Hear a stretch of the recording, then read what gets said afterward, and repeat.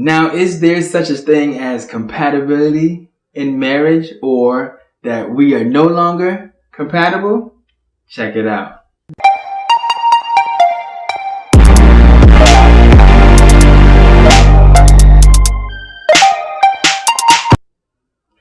Welcome back to Worth the Work. I'm Emmanuel. And I'm Amia. And today we have a good one for you. We're talking about, is there such a thing as compatibility in marriage, or that we are just no longer compatible? So let's talk about it. So one thing that we hear a lot when we talk about, marriage and I guess marriages that don't last, we hear folks mention that they just grew apart, that they were no longer compatible. And we want to challenge that today. So my mommy and I are going to have a conversation with you, and we'll see where we land. Again, is there such a thing in marriage, you would say, that we're no longer compatible? Man, I think you may feel that way. You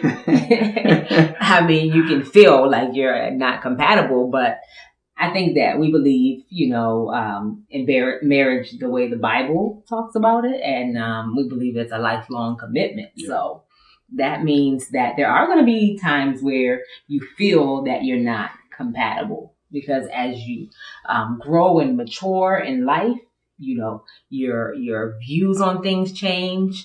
You evolve, and the way you do things, the way you think about the world may evolve, and maybe your partner may not change in that same way. And so, which is often we said till death do us part. Now I've changed. I'm out here trying to go get that bag. I want to make money moves. I want to be a power couple. All these good things, but you steady here, still trying to pay Sega Genesis. Sega Genesis. Not even Nintendo. You steady here trying to play Sega Genesis. You still saying it? Not even PS4, not even Sega Genesis. Okay. And so, what do you do? Now we're saying that the marriage is over? I believe you made a lifelong commitment. So, do you sit here and live in a miserable marriage?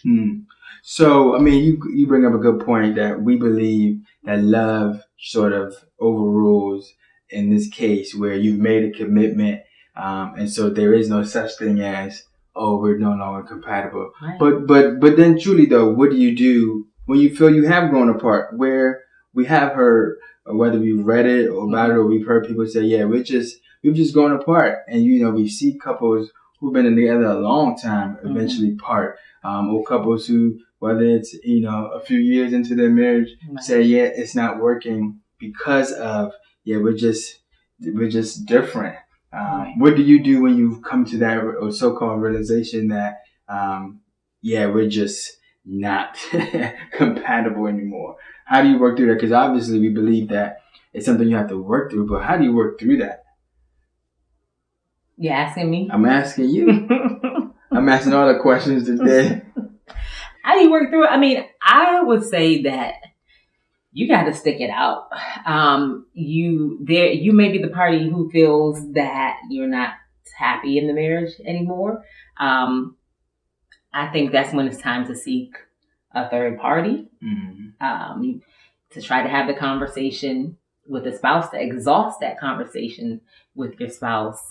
I think it is on it's the responsibility of both parties to, as one another grow, to try and become compatible as the person grows. You should be consistently working to grow, with one another, or to be compatible with this person that you made this lifelong commitment to.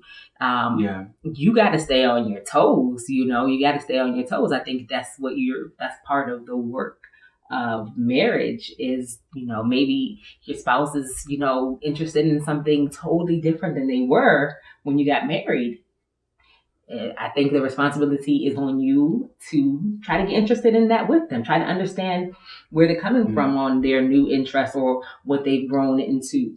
But I think, where you come to the point where you feel like we're not compatible, I think it's time to bring a third party in there. And, I know it's not always that simple. Well, what if the other party is not interested in bringing in a counselor or a third party, uh, what do you do then? Or they feel like, nah, well, I'm good. Mm-hmm. What do you do in that case? I mean, I think in that case, I would suggest that you yourself, the party who is having the issue, I think you should seek counseling for yourself. If the other party is not willing to go to counseling with you, you seek a third party for yourself. Not only do you maybe do professional counseling, but link up with a person who was married, who has been married and who is in a successful marriage, and link up with them, see how how they've done it. Because I guarantee you, anybody who's been married for a long period of time has gone through periods of difficulty and may be able to offer some good advice.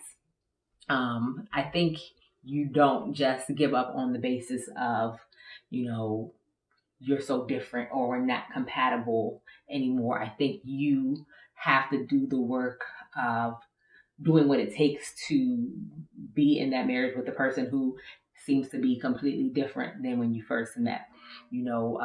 Exhaust your resources as far as your community is concerned. With people who have strong and thriving marriages, link up with them.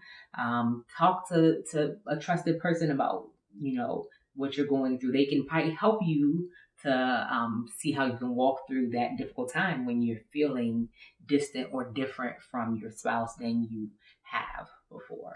Yeah, I think the key is, you said it, we have all kind of experienced that at one time or another in our marriage, where, again, we feel like either we're not connecting the way that we used to, or again, we're kind of different in some ways. I know some experiences stronger or on a bigger sort of level than others. But again, that growth that happens, that growing that both parties experience, the reality is, it can take you to that point where you feel like you're so different. This is not the person that you married. These expectations that you came into the marriage with are just not what you're seeing. Right. And so you can really get stuck in that place. And I think I love what you said about kind of the value of a third party, whether it's a licensed counselor or a community of folks that you can trust, in terms of those who definitely are wiser and more experienced in this marriage thing. Right. And now we're not talking about talk to your auntie who's been married 3 times, or someone who's already having a challenging marriage. Somebody who is having a thriving. Or your friend who ain't married. Right. I mean, not that single people can't give good advice, but you want somebody who has probably been through the process or have done the work of marriage. And one thing I do want to also talk about is, prayer.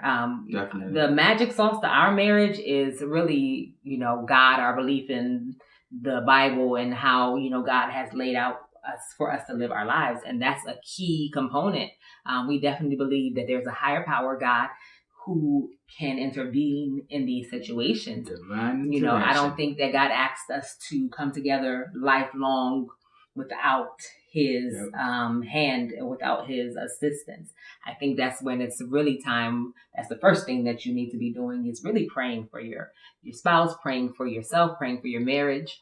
And we believe that God can intervene. He can bring people in your path that will encourage your spouse to change, or to be more present in the marriage, or to want to take an active role in becoming more compatible.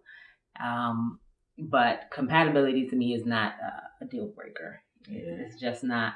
I think, I would challenge anybody who is feeling like that to, number one, pray. That is a big thing for us. God, we believe, ordained marriage, and he is the one who can really make the biggest difference in your marriage.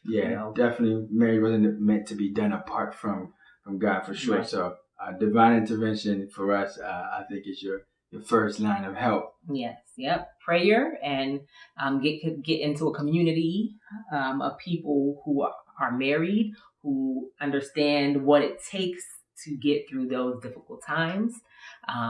Try to find mentorship with an older woman or an older man who has been through these situations or has a successful marriage, to kind of help, give you good advice on how to deal with, that spouse who you feel that you've changed so much for, and a licensed professional who is, has studied all of these things and can help you walk through there.